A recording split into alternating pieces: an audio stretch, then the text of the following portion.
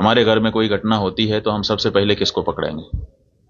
सबसे पहले तो चौकीदार को पकड़ेंगे ना, कि तुम कहां थे, क्यों ये घटना हो गई तुम्हारे रहते हुए, किस लिए तुमको रखा था।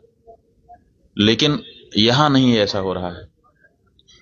यहां जो है कहते तो हैं कि हम चौकीदार हैं, लेकिन चौकीदारी अगर की गई होती, हाँ चौकीदार अगर अपने काम में पक्का होता है तो उसके ऊपर आक्रमण करके उसको कोई मार दे, लेकिन फिर कहा जाता है कि इस चौकीदार ने अपना निभाया।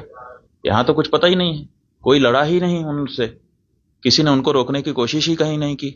वो आए, घटना की, आराम से चले गए, कहीं पर उनको कोई बाधा नहीं है। कहां है चौकीदार? और चौकीदार के बारे में चर्चा ही नहीं हो रही है। अब कह रहे हैं हम उनको सबक सिखा देंगे, हम ये कर देंगे, हम वो कर देंगे। पाकिस्तान की धरती से आए थे। अरे भाई, पाकिस्तान की धरती से आए थे, इतनी जल्दी कैसे पता चल गया आपको?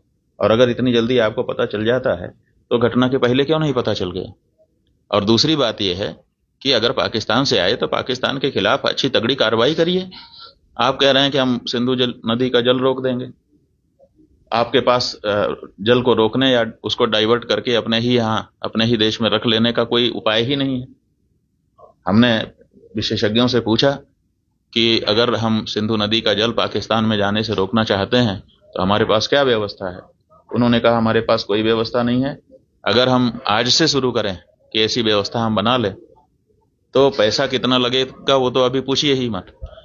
अगर पैसा पर्याप्त दे दिया जाए, पैसे के कारण एक दिन भी काम ना रुके, तब भी 20 साल लगेगा, तब हम सिंधु नदी का जल रोक पाएंगे।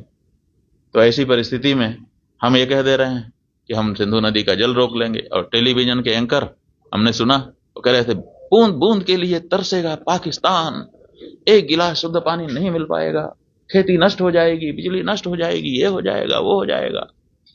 गजब बता रहे थे, ऐसा लग रहा था कि जैसे प्यास तो लग ही गई पाकिस्तान को।